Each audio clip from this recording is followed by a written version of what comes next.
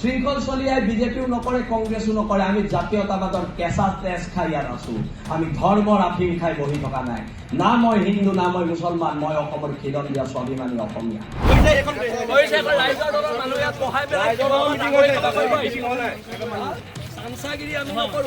শিৱসাগৰ বিধায়কজনে কয় মই হিমন্ত বিশ্ব শৰ্মাৰ পৰা পইচা লৈছো নিশ্চয়কৈ মোৰ ঘৰৰ মানুহৰ গাত লাগিব মোৰ গাত লাগিব বাৰে বাৰে মোক যদি কৈ থাকে বিজেপিৰ দালাল মোৰ তাত আপত্তি আছে যিটো মানুহে আজিলৈকে হিমন্ত বিশ্বৰ চাহটোকে গছকি পোৱা নাই সেই মানুহটো হিমন্ত বিশ্বৰ এজেণ্ট আখ্যা দিছে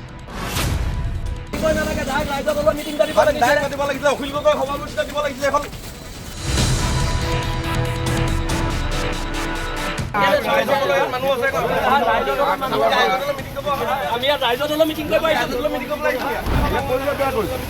পৰিৱেশ বেয়া কৰিছে পৰিৱেশ আপোনালোকে বেয়া কৰিছে নাই পৰিৱেশ বেয়া কৰিছে মই কৈছো শৃংখলা প্ৰধান দুটাই কৈছো পৰিৱেশ বেয়া কৰিছে তহঁতি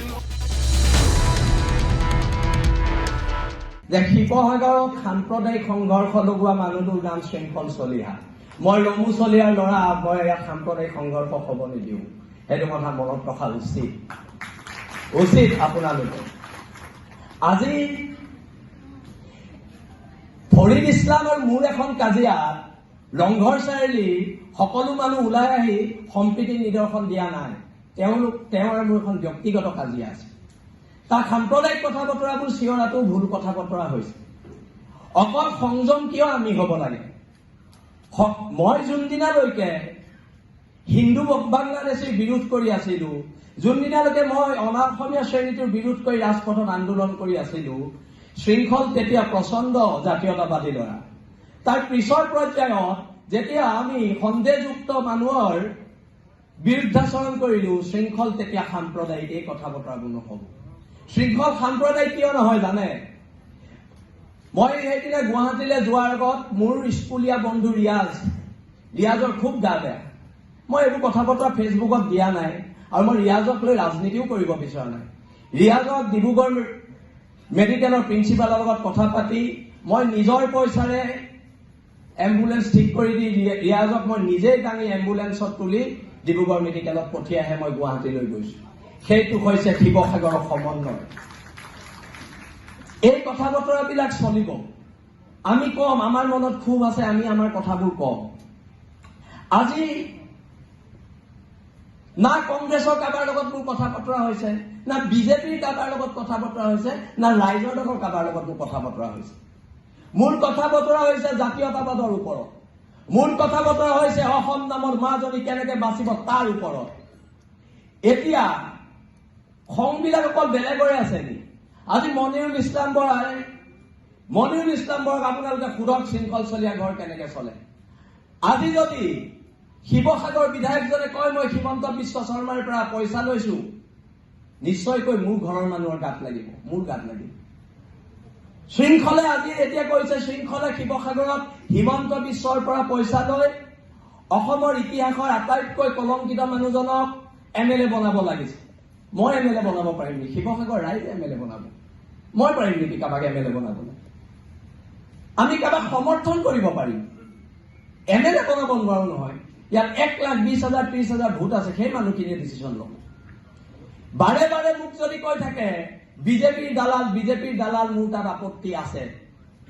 শৃংখল চলিয়াই বিজেপিও নকৰে কংগ্ৰেছো নকৰে আমি জাতীয়তাবাদৰ কেঁচা তেজ খাই ইয়াত আছো আমি ধৰ্মৰ আফিং খাই বহি থকা নাই না মই হিন্দু না মই মুছলমান মই অসমৰ খিলঞ্জীয়া স্বাভিমানী অসমীয়া সেইটো কথা সকলোৱে মনত ৰখা উচিত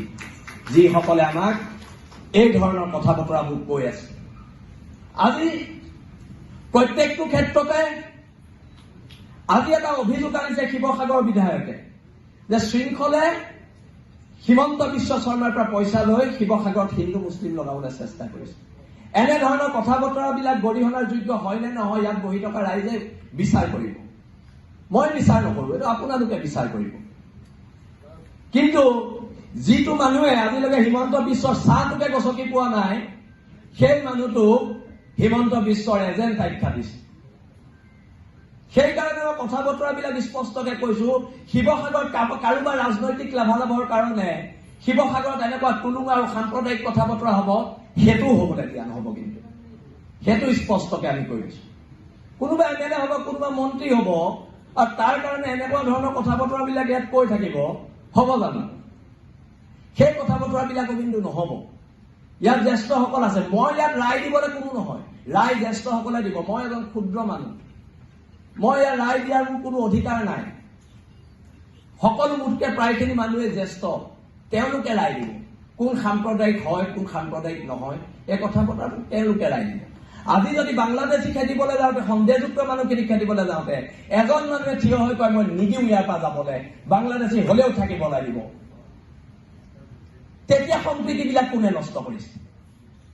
সম্প্ৰীতিবোৰ তেতিয়া কোনে নষ্ট কৰিছে? এই প্ৰশ্নবোৰতো উত্থাপন হ'ব লাগিব। এই প্ৰশ্নবিলাক কিয় উত্থাপন হোৱা নাই? বাৰে বাৰে আমাক কৈ আছে আমি শিৱসাগৰত হিন্দু মুছলমানৰ কাজিয়াৰ এক পৰিৱেশ সৃষ্টি কৰিছো। আমিতো এনেকুৱা পৰিৱেশ দেখা নাই শিৱসাগৰত।